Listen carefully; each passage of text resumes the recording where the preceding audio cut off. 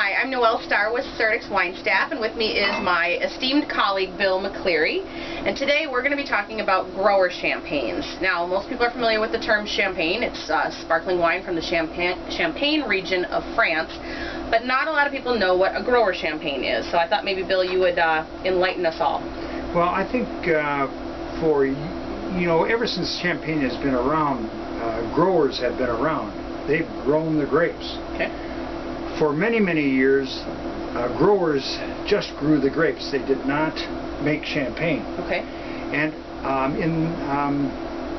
over the years, many growers have decided that on a smaller basis, they could take their grapes and make their own champagne and do a better job than the bigger production companies. So bigger production, like the Veuve Clicquots, the Piper Heidsieck's, the Bollingers, the names that people recognize or the labels they recognize when they think of champagne. Those big houses have always been brand driven, okay, and they've always been blended products,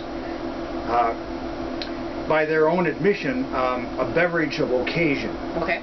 And the market has driven that to the point that we have for many, many years always thought of champagne as only being for special occasions.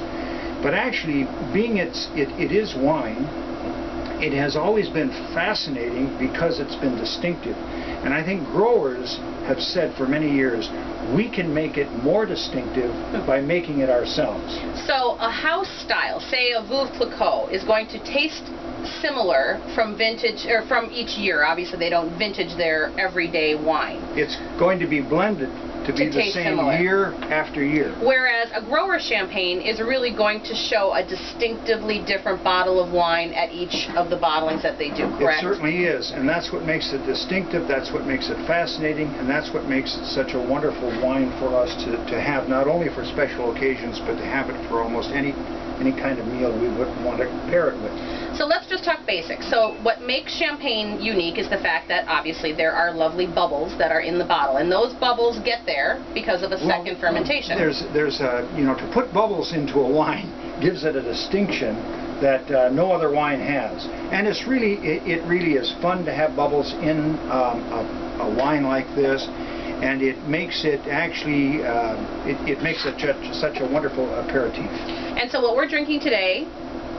Well, this Billiot bottle here is not only champagne, but it's rosé. It's got a beautiful light salmon color to it. I poured it in this glass, and yep, you can smell just wonderful yeasty aromas. You get kind of a nice red berry texture to it, and the aromas just kind of fill your nose when you smell it, and then when you taste it, you taste the bubbles. And yet there's a very nice, pleasant acidity to it, which would make this a great food partner. It makes it great for pairing this with, like, let's say something like salmon. Mm-hmm. You could have this with almost any kind of salad.